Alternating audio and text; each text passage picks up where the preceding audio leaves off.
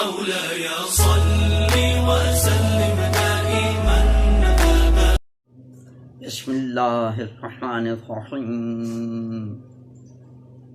الحمد لله رب العالمين، وأفضل الصلاة والسلام على أشرف الأنبياء والمرسلين وآله الطيبين الطاهرين المعصومين، لا سيما بقية الله العظمى وحجة الله البالغة وآية الله الكبرى أبي القاسم قائم على محمد. اللهم صل على محمد مولا محمد. سامعین و ناظرین، میرے بچوں بھائیوں، ہم آداب سے بات کر رہے تھے. ہم نے ابھی تک والدین کے آداب، ہمسایوں کے آداب اور گھر میں بہن اور بھائیوں کے آداب پہ بات کی ہے. آج جمعۃ المبارک 23 شعبان المعظم 1441 ہجری مطابق 17 اپریل 2020 عیسوی ہے. اللہ پاک کا لاکھ لاکھ شکر ہے کہ ہم نے خاندانی اور نسبی رشتہ داروں کے آداب بتائے، والدین، خاندانی بزرگ وغیرہ. پہلے ایک بات آپ سمجھ لیں کہ انسان کے رشتے کا تعلق دو طرح کا ہوتا ہے. ایک نسبی رشتہ، جیسے والدین، چچا، ماموں، یہ نسبی ہے. اسی طرح ننیال کی طرف نانی، نانا، ماموں، خالہ، یہ نسبی تعلق کہلاتا ہے. اس کے بعد ایک دوسرا ہے سببی تعلق، جس میں شادی بیاہ سے سسرالی رشتہ دار، ہمسائے رشتہ دار، یعنی ہمسائیگی کا رشتہ ہے اور کوئی نہیں، دوستانہ ہے، کاروباری ہے، میں سے میل جول کا رشتہ ہے، یہ سببی کہلاتے ہیں. تو ہم پہلے نسبی تو کافی ہم بتا چکے ہیں، اور سببی میں ہم نے صرف ابھی تک ہمسایوں کے آداب بتائے ہیں. بقایا سسرالی، دوستانے اور کاروباری ابھی میں نے بتانے ہیں.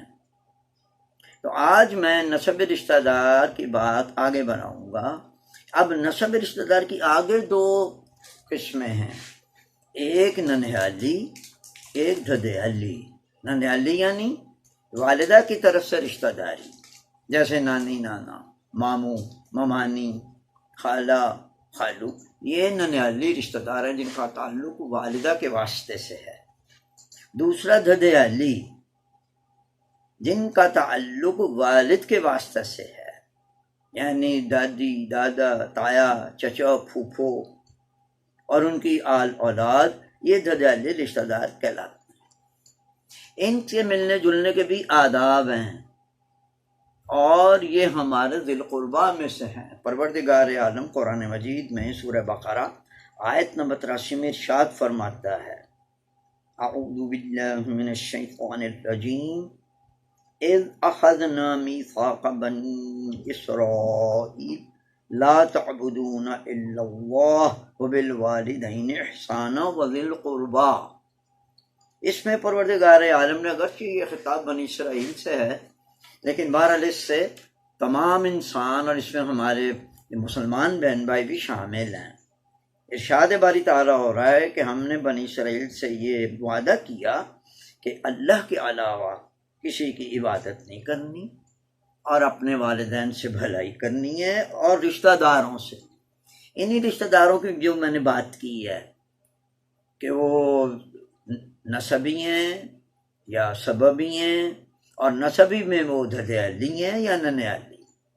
تو میں نمبر 1 ننیالی رشتہ داروں کا بات کرتا ہوں. عام طور پہ بچوں کو ننیال سے بہت پیار ہوتا ہے، اور ماشاءاللہ ننیال سے پیار بھی بہت، جیسے ماموں. ایک بہت پیارا رشتہ ہے، والدہ کا بھائی، اب چھوٹا ہو بڑا اس میں بحث نہیں ہے۔ عام طور پہ بچے ننیال سے زیادہ مانوس ہوتے ہیں، کیونکہ بچے اپنی والدہ سے زیادہ مانوس ہوتے ہیں اور والدہ کے رشتہ داروں سے بھی ان کی وجہ سے زیادہ مانوس ہوتے ہیں۔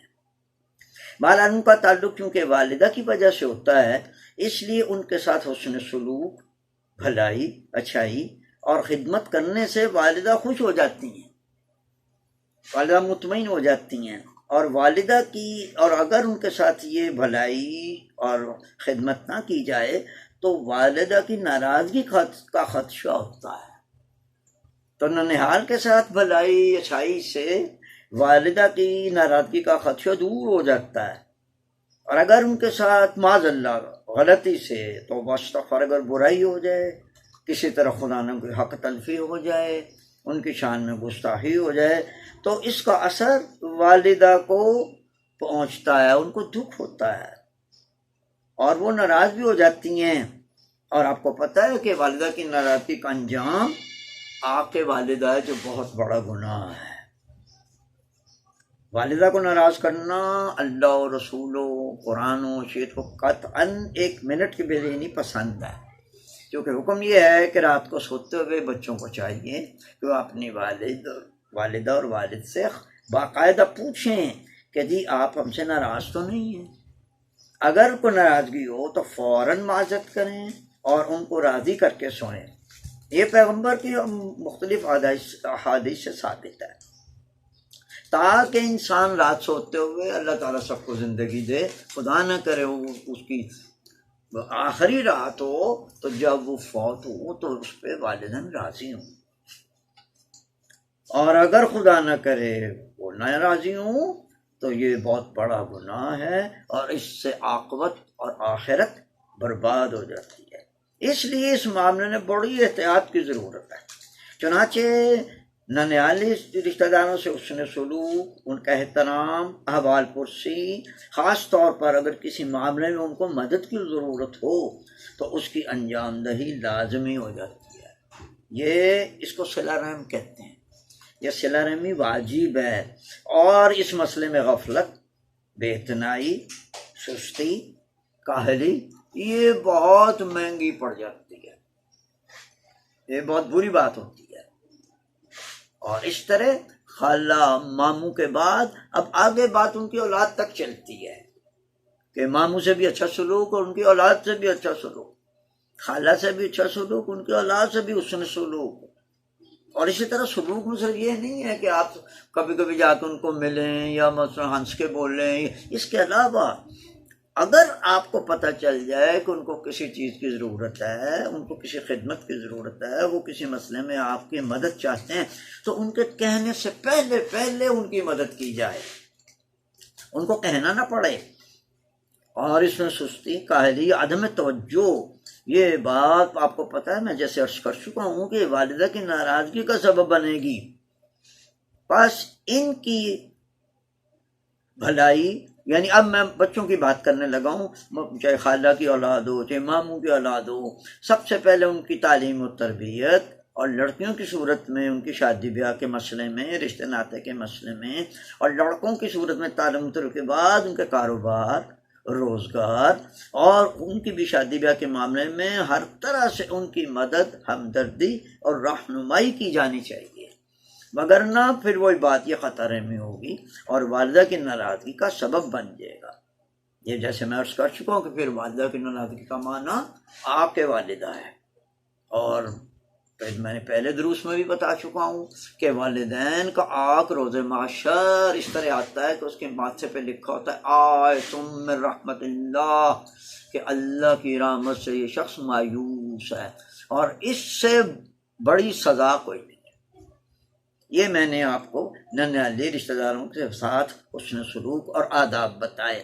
کسی طور بھی وہ آپ کے گھر آئیں یا آپ ان کے گھر جائیں، یا کوئی مسئلہ ہو، کسی فیملی کے کسی تقریب میں ان کے ساتھ ملیں، شادی بیاہ، یا خدا نہ کرے کوئی اموات ہو گئی ہیں، تو آپ ہمیشہ اس کے ساتھ ادب سے، محبت سے پیش آئیں، تاکہ ان کا دل آپ کی طرف سے انتہائی خوش ہو اور وہ اپنی بہن یعنی آپ کی والدہ سے ذکر کریں اور وہ بھی خوش ہو جائیں۔ اب نمبر 2 ددیال یعنی والد کی طرف سے رشتہ دار، جس میں سب سے پہلے دادی اماں، دادا ابو، پھپھو، تایا، چچا اور ان کی اولاد، ان کی طرف سے بھی غفلت اور عدم توجہی، اور ان کی اولاد کی طرف سے غفلت عدم توجہی کی وجہ سے والد کو رنج ہوتا ہے، کیونکہ والد کے رشتہ دار ہیں۔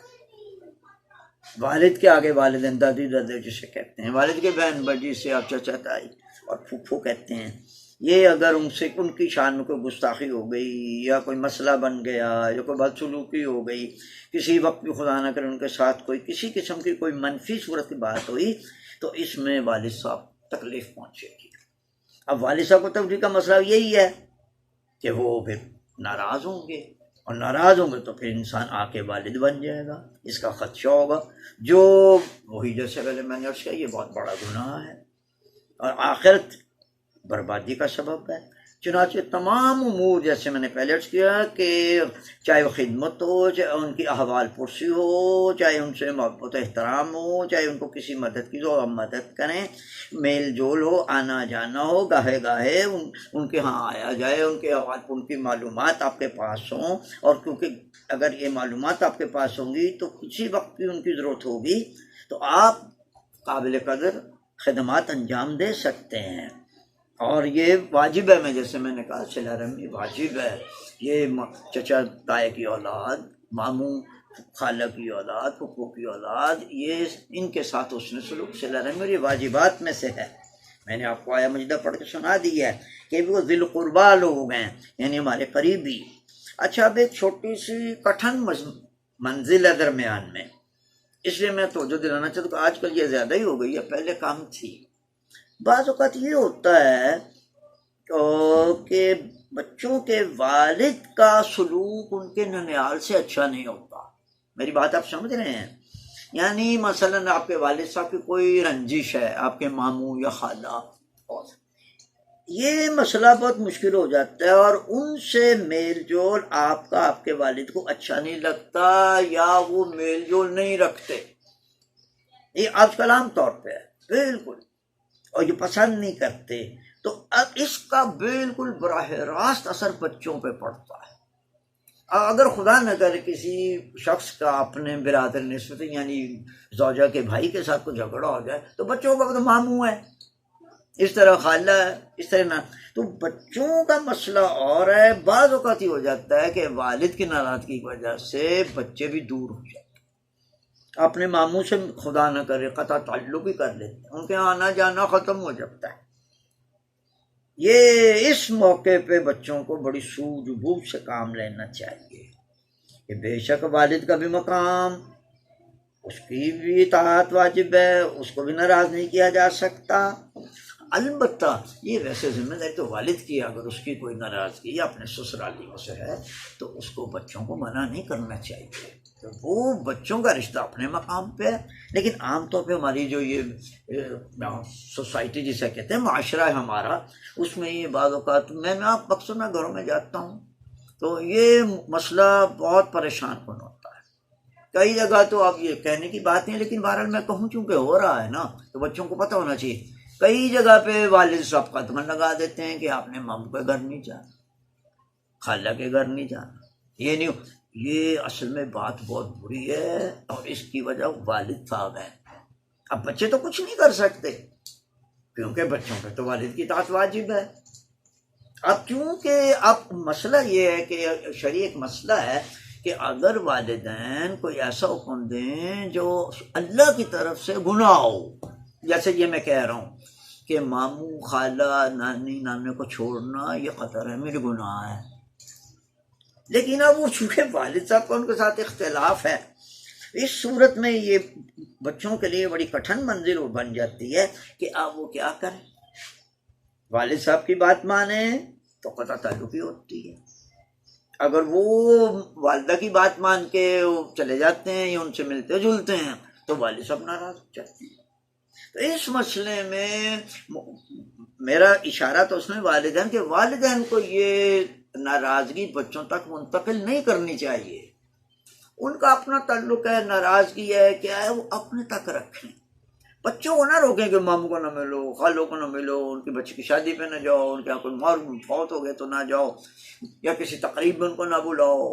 یہ اصل میں ان کا مسئلہ ہے، لیکن ہوتا نہیں ہے نا ایسا.